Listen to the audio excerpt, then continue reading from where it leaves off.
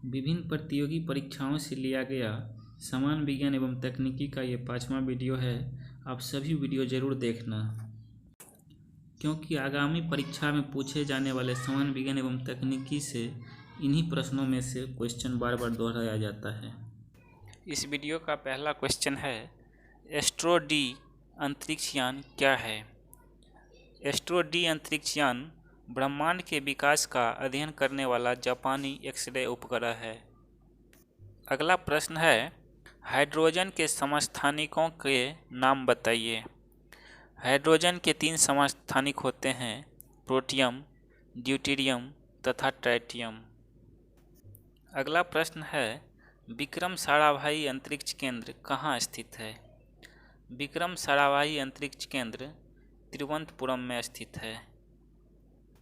अगला प्रश्न है, जोसेफ प्रिस्टले ने किस गैस की खोज की थी? जोसेफ प्रिस्टले ने ऑक्सीजन गैस की खोज की थी। अगला प्रश्न है, बायोगैस का मुख्य घटक क्या होता है? बायोगैस का मुख्य घटक मीथेन होता है। अगला प्रश्न है, रेलवे ट्रैक के मोड़ या एक वक्र के निकट का बाह्य भाग सामान्यतया किस लिए उठाया जाता है? रेलवे ट्रैक के मोड़ या वक्र के निकट का बाह्य भाग आवश्यक अभिकेंद्र बल प्राप्त करने के लिए उठाया जाता है। अगला प्रश्न है, मानव रचना के संदर्भ में एंटीबॉडीज होते हैं। मानव रचना के संदर्भ में एंटीबॉडीज प्रोटीन्स होते हैं। अगला प्रश्न है, दृश्य प्रकाश के वर्णक्रम का तरंगदैर्घ्य परास कितना होता है? दृश्य प्रकाश के वर्णक्रम का तरंगदैर्घ्य परास 10⁻⁻7 मीटर से 10⁻⁻6 मीटर के बीच होता है। अगला प्रश्न है, कंपन तल और ध्रुवन तल के बीच कोण कितना होता है? कंपन तल और ध्रुवन तल के बीच का कोण 90 डिग्री होता है। अगला प्रश्न है, विद्युत चुंबक किसके बनाए जाते हैं? विद्युत चुंबक नर्म लोहे के बनाए जाते हैं। अगला प्रश्न है, कौन सा तत्व स्टील में संरक्षण प्रतिरोध उत्पन्न करता है? निकिल स्टील में संरक्षण प्रतिरोध उत्पन्न करता है। अगला प्रश्न है, कार्बन डाइऑक्साइड गैस का लोकप्रिय व्यावसायिक नाम क्या है? कार्बन डाइऑक्साइड गैस का व्यावसायिक नाम शुष्क बर्फ है।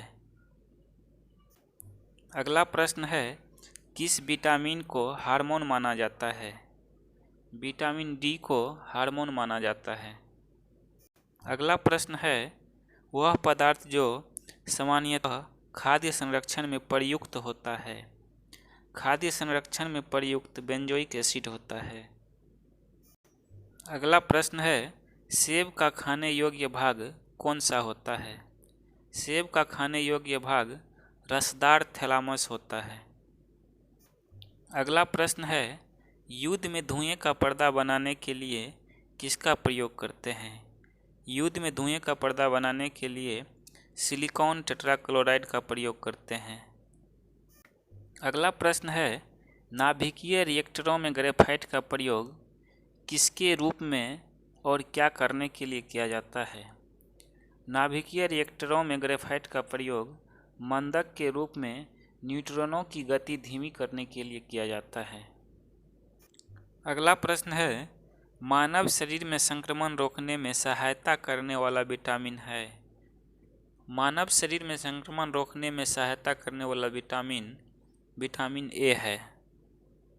अगला प्रश्न है, मच्छरवाहित प्रमुख रोग कौन कौन से हैं? मच्छरवाहित प्रमुख रोग डेंगू ज्वर, मलेरिया और फाइलेरियासिस है। अगला प्रश्न है, जिस बीमारी में रक्त में शर्करा का स्तर बढ़ जाता है उसका क्या नाम है? डायबिटीज मेलिटस बीमारी में शर्करा का स्तर बढ़ जाता है। अगला प्रश्न है, प्रकाश तरंगों के किस गुण से उनके अनुप्रस्थ होने का प्रमाण मिलता है? प्रकाश तरंग के ध्रुवण से उनके अनुप्रस्थ होने का प्रमाण मिलता है। अगला प्रश्न है, एक वृत्ताकार वलय का गुरुत्व केंद्र कहाँ होता है? एक वृत्ताकार रिंग का गुरुत्व केंद्र वृत्त के केंद्र पर होता है। अगला प्रश्न है, मानव रक्त का पीएच मान कितना होता है? मानव रक्त का पीएच मान 7.302 7.45 होता है। अगला प्रश्न है, खनिज संरचना की दृष्टि से हीरा क्या होता है? खनिज संरचना की दृष्टि से हीरा कार्बन होता है। अगला प्रश्न है, सोडियम का लैटिन नाम क्या है? सोडियम का लैटिन नाम नेट्रियम है। अगला प्रश्न है, कोशिका का ऊर्जागृह किसे कहा जाता है? कोशिका का ऊर्जागृह माइटोकॉन्ड्रिया को कहा जाता है। अगला प्रश्न है, सबसे बड़ा कोशिका अंग है? सबसे बड़ा कोशिका अंग प्लास्टिड है। अगला प्रश्न है, रासायनिक तत्वों को संकेत रूप में व्यक्तित करने का पहला प्रयास किसने किया था? रासायनिक तत्वों को संकेत रूप में व्यक्तित करने का पहला प्रयास बर्जीलियस ने किया था। अगला प्रश्न है, सबसे अधिक चालक धातु है? सबसे अधिक चालक धातु चांदी है। अगला प्रश्न है, ग्रह गति का सिद्धांत किसने प्रतिपादित किया? ग्रह गति का सिद्धांत केपलर ने प्रतिपादित किया। अगला प्रश्न है, सभी सूक्ष्म जीवियों में सबसे अधिक अनुकूलनशील तथा विविधतापूर्ण है? सभी सूक्ष्म जीवियों में सबसे अधिक अनुकूलनशील तथा विविधतापूर्ण बैक्टीरिया है। अगला प्रश्न है, किस विटामिन की हीनता से शाम को और रात्रि में मंद दृष्टि हो जाती है? विटामिन ए की हीनता से शाम को और रात्रि में मंद दृष्टि हो जाती है। अगला प्रश्न है, कोबाल्ट ऑक्साइड कांच को कौन सा रंग प्रदान करता है? कोबाल्ट ऑक्साइड कांच को गहरा नीला रंग प्रदान करता है। अगला प्रश्न है, पाचन क्रिया में मनुष्य के शरीर में जो HCl यानी हाइड्रोक्लोरिक अम्ल बनता है उसका पीएच मान क्या होता है? HCl का पीएच मान 6 होता है। अगला प्रश्न है, अर्गोकैल्सिफेरॉल किस विटामिन का रासायनिक नाम है?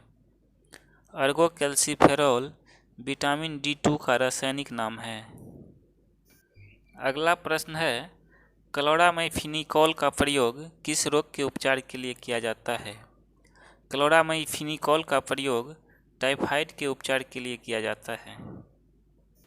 अगला प्रश्न है, पृथ्वी के गुरुत्व से निकलने के लिए आवश्यक न्यूनतम प्रक्षेपण वेग कितना होता है? पृथ्वी के गुरुत्व से निकलने के लिए आवश्यक प्रक्षेपण वेग 11.2 किलोमीटर पर सेकंड होता है। अगला प्रश्न है, वह प्रक्रम जिसके द्वारा ओजोन मंडल पृथ्वी के जीवों की रक्षा करता है? परावैंगनी किरणों का अवशोषण करके ओजोन मंडल पृथ्वी के जीवों की रक्षा करता है। अगला प्रश्न है, शरीर में किसकी मात्रा बढ़ जाने पर हृदय रोग होने का खतरा होता है? शरीर में कोलेस्ट्रॉल की मात्रा बढ़ जाने पर हृदय रोग होने का खतरा होता है। अगला प्रश्न है, जल के विद्युत अपघटन में कैथोड पर कौन सी गैस प्राप्त होती है? जल के विद्युत अपघटन में कैथोड पर हाइड्रोजन गैस प्राप्त होती है। अगला प्रश्न है, दांत मुख्य रूप से किसके बने होते हैं? दांत मुख्य रूप से डेंटाइन के बने होते हैं। अगला प्रश्न है, किन तरंगों का ध्रुवण संभव है? केवल अनुप्रस्थ तरंगों का ध्रुवण संभव है। अगला प्रश्न है, किस विटामिन में कोबाल्ट होता है? विटामिन B12 में कोबाल्ट होता है। अगला प्रश्न है, औद्योगिक रूप से पॉलीथीन किसके पॉलीमराइजेशन से बनाई जाती है? औद्योगिक रूप से पॉलीथीन एथिलीन के पॉलीमराइजेशन से बनाई जाती है। अगला प्रश्न है, सेलुलर एंड मॉलिक्यूलर बायोलॉजी का केंद्र कहाँ स्थित है? सेलुलर एंड मॉलिक्यूलर बायोलॉजी का केंद्र हैदराबाद में स्थित है। अगला प्रश्न है, रिफ्लेक्स एक्शन का नियंत्रण कौन करता है? रिफ्लेक्स एक्शंस का नियंत्रण स्पाइनल कॉर्ड करता है। अगला प्रश्न है, कोलोजेन किसका मुख्य घटक है? कोलोजेन स्किन का मुख्य घटक है। अगला प्रश्न है, खानों के अंदर अधिकांश विस्फोट किन गैसों के मिल जाने से होता है? खानों के अंदर अधिकांश विस्फोट मीथेन तथा वायु के मिल जाने से होता है।